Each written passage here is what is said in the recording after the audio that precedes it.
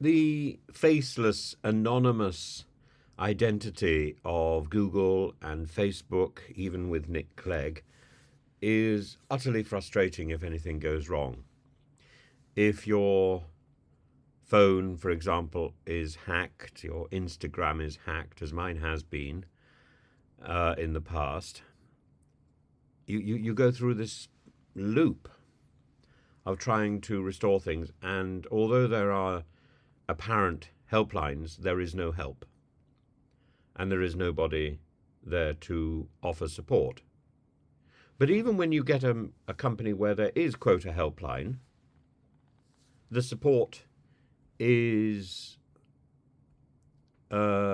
incredibly difficult to access and is certainly not responsible. So you take the advice which you're given, you use it, it doesn't work, you go back, and you're back at the beginning of the system. It's as if you never had the conversation in the first place, and nobody takes responsibility because you were just speaking to a call center. There's a story in today's Guardian about somebody who says 4 years ago, Google mistakenly published my restaurant business's details, including the phone number and address, in the search results for how to contact Google in the UK. At first, I got a few calls from people trying to get through to it, but now I receive up to 300 a week, including on my personal mobile as well as messages and letters. I have more than 130 voice messages. I feel obliged to answer each call because it might be a potential customer. The situation is leaving me tired and anxious and has turned running my business into a nightmare. I've made numerous attempts to contact Google, but no one ever gets back to me. Well, having spoken to the newspaper did get in touch and apparently have now reassured the restaurant that the phone number has been detached from the restaurant and that this won't happen anymore. But there's no apology, and the resolution is fairly absurd. Google says we've analysed the issue in line with our search policies and taken action and can confirm that this telephone number will no longer appear for this query. Well, so what? But it's an error by Google which has led to somebody's sleepless nights and frustration and a lot of time wasted. And I would have thought that requires compensation. But these giants are unconcerned, and that anonymity offers them protection.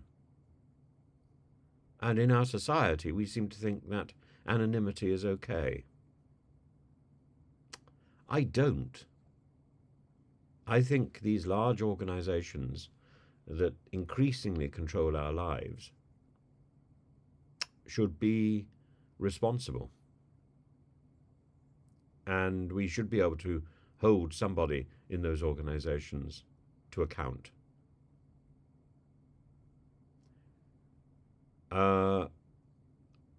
When people get into trouble trying to access or trying to deal with the larger organization, my first advice is that they should contact their MP, where again they will be processed.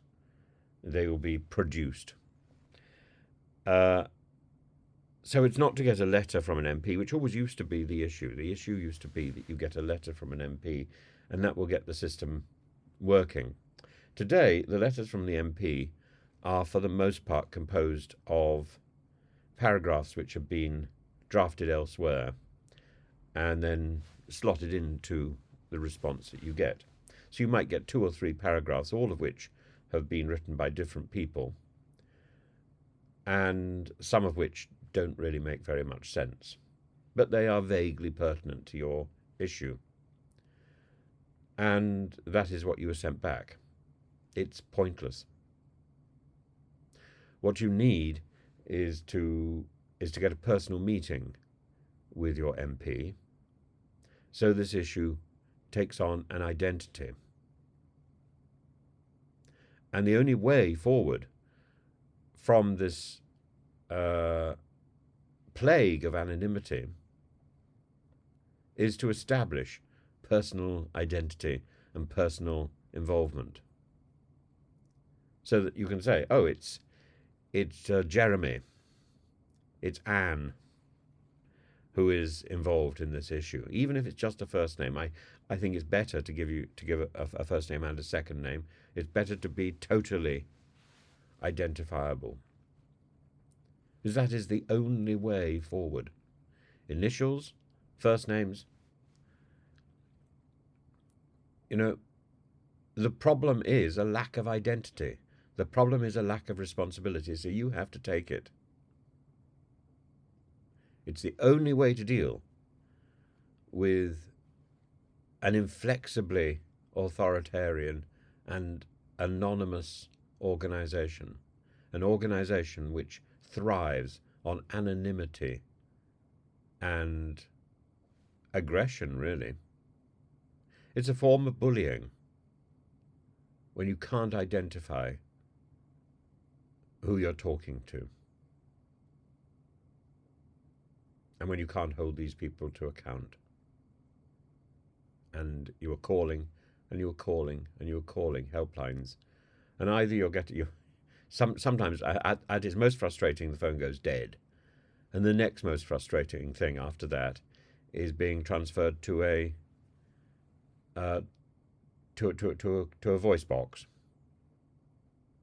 to a message service, and then after that you get through to somebody who's identified by a first name and hardly seems to know what's going on, and you know you're in a call center, and there is no reassurance. You can ask to speak to a manager, but that's a manager in the call center who is monitoring the individual's performance according to the protocols that she or he is following. And you're still not through to the real organization. We need to demand a change in the way these businesses operate.